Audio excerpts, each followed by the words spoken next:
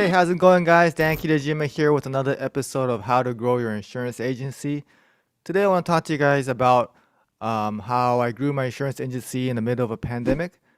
Because looking back at it, I feel like maybe there are some lessons there we could all learn, see how we could respond when we're faced with challenges in the future, even though we're still dealing with this challenge for eternity, seems like. But yeah, it was back in March of 2020. I turned 40 years old on March 10th. And then the very next day, that's when it was declared a pandemic and the NBA season shut down, the restaurants shut down, and the whole world, it seems like it just changed overnight. We're in a 16-story building here. Nobody started coming to the office. It was an empty parking lot. In the beginning, there was a lot of fear. There still is.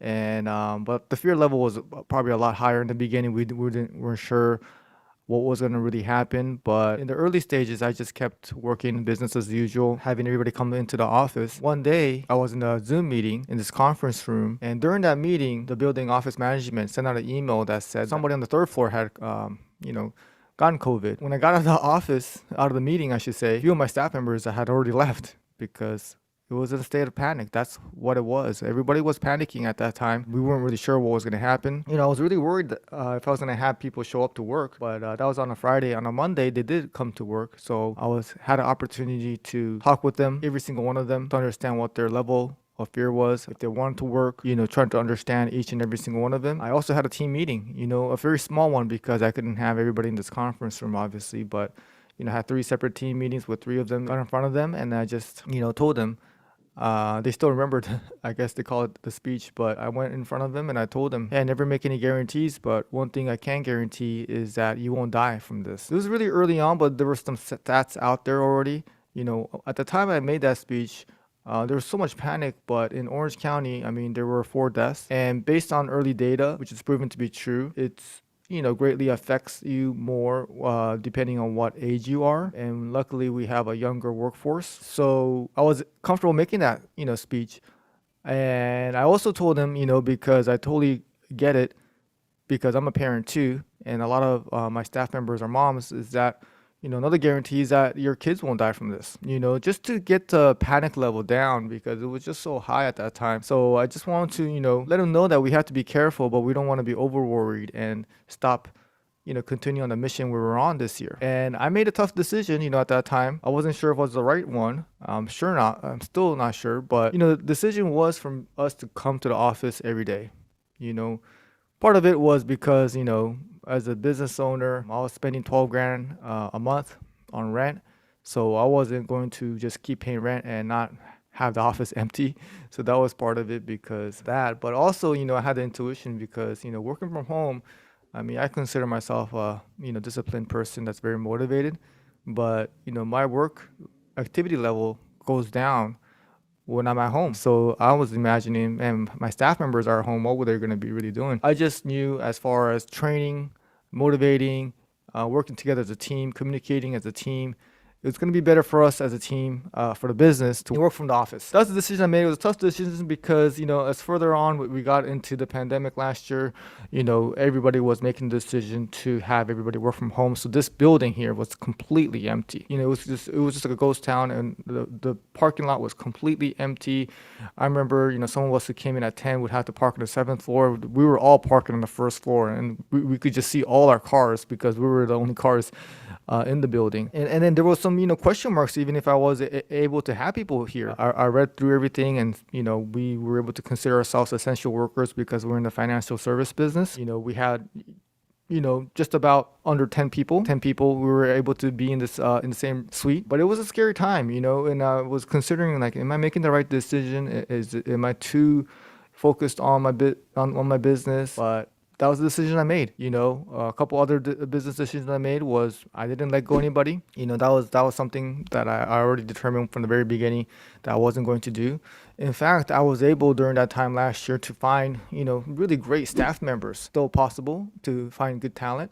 But last year, there was a lot of people, even though a lot of people were making excuses and collecting unemployment and not wanting to work, there were some people out there that saw what was going on in their industry. So, I was able to hire, people from the retail business, restaurant business, and just people who weren't able to work. So three staff members, because their businesses, their industries were going a different direction, or their business owners took a different approach, that were still hungry and frankly needed to still have income, that I was able to join and are tremendous contributors to my agency now. So that made a huge difference. So that's the opportunity that I was able to find. And then also I just doubled down on marketing. Our agency's marketing style has already been online, and even before the pandemic, nobody really wanted to go into an insurance office to get their insurance, but even more so now.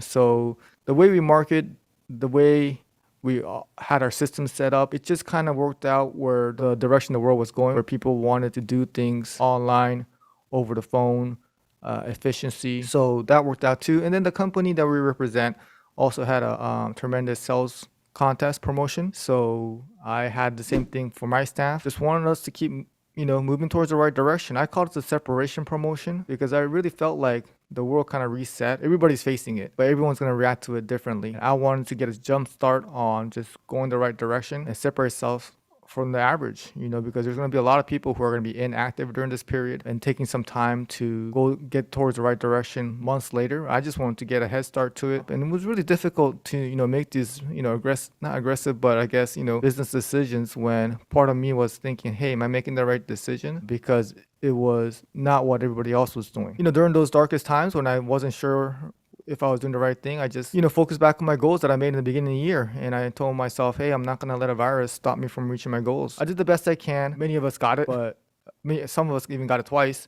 I never got it, actually, maybe only because I didn't get tested enough. But yeah, and then when we did get it, obviously we were from home, the ones that did have it at that time. So we obviously had some procedures in place. We had, social distancing, and we tried our best as far as, if you're sick, obviously don't come into work, get tested right away. And then those are the times when we had people working from home. Recruiting, it made a big difference. Marketing made a big difference, but it made a big difference as far as building momentum into this year. And I really feel like because of the challenges we were facing and how we responded to them, that's the big reason that we were able to write 3.8 million in new business premium this year, because of how we responded to it in March of 2020 and all of last year. Another thing that it really made me do is, me personally, and I preach this to my team, is really focusing on our health, building up our immune system. I mean, I took an insane amount, and I still do, of vitamin D last year. Got as much sun as I possibly can, exercise every single day, and getting enough sleep, and then eating the right foods. So that's kind of the same things I try to talk to my staff members, because it was a challenge as far as, it's a health crisis, it's something that we had to make sure. It made us stronger as a team. It was a major test of emotional stability, but I just wanted to just share with you guys because, I just feel like, just like any challenges, there's opportunities. And I feel like next time we're faced with a challenge, how we respond to them is how we're going to determine what happens to our business, what happens to our staff's future. So it was, you could consider it risky. You could consider it not the right thing to do at that time, but that's how I operated. And I feel like everybody it makes different decisions, but as business owners, these decisions we make, again, like I said, determines the future of our agency. So hope this helps in some way. Next time you're faced with a challenge, look at the opportunity. There's going to be obstacles, but that's how we respond to them is really what we get paid to do as business owners. We're paid to lead people, show strength, stay strong, and have emotional stability, and make the best decisions you possibly can for your staff members' future and for your business future. So just want to share with you guys how that has built momentum. You guys we're gonna be facing more challenges in the future. So just wanted to share with you guys about my story there. So hope this helps. Until next time, let's get it. Stay hungry. Thanks, guys.